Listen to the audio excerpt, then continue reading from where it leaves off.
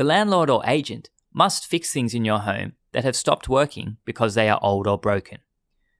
If you have damaged or broken something, then you have to pay to get it fixed. Repairs can be urgent or non-urgent. Non-urgent repairs do not need to be fixed immediately. For example, fixing a dishwasher. If you need something repaired, you should contact the landlord or agent and ask them to fix it. They have to fix non-urgent repairs within a reasonable time. Urgent repairs must be fixed as soon as possible. For example, if the electricity doesn't work or the house is leaking.